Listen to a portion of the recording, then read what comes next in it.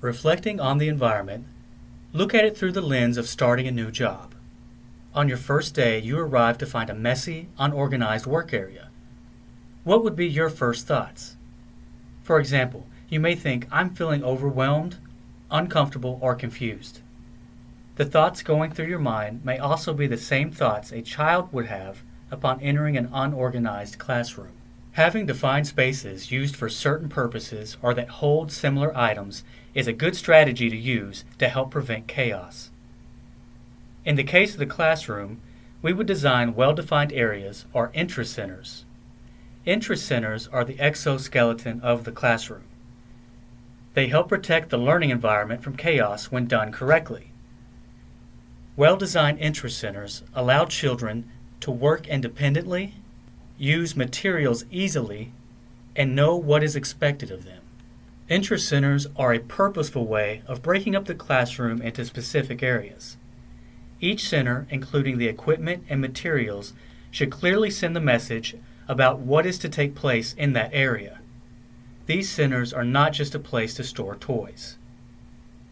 The goal of an interest center is to allow children to learn the way they learn best, through play. They grant children time and freedom to manipulate, explore, and become familiar with materials at their own pace in a trusting and safe space. In turn, this allows them to take those explorations to the next level. Various skills and concepts can be learned in a variety of centers. For example, children improve their language and literacy skills not only by using books in the library center or using story props, but also in the dramatic play area, where they can create menus, follow recipes, or write prescriptions as they role-play real-life experiences. Whether children are developing typically or they have special developmental needs, centers affirm that every child can learn and develop skills at their own pace.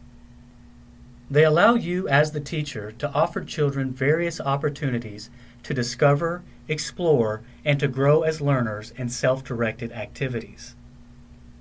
This allows children the freedom to follow their interests while working with a wide range of materials in a healthy and safe environment.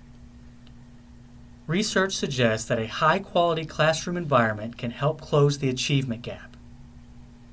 This means a child who enters your classroom less than ready to learn will benefit the most from having a well-planned environment. When arranging your space, keep in mind that preschoolers need order, routine, and a choice of activities. You will need a strategy for dividing up and organizing your space. Next, we will provide a few guidelines for you to consider in this process.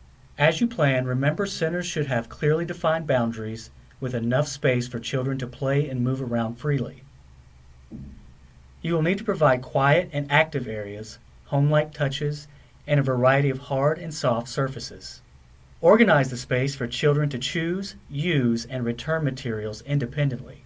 This can be accomplished by using word or picture labels on containers and shelving. Labels are encouraged to be in the home language of all children in your care. Clear entrances and exits for each center need to be established so that children know how to enter and exit a center.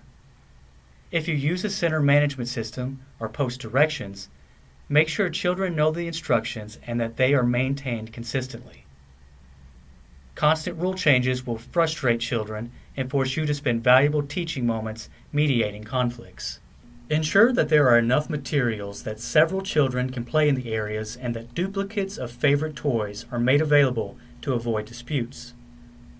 As interest and skills evolve, rotate materials regularly so children have new experiences.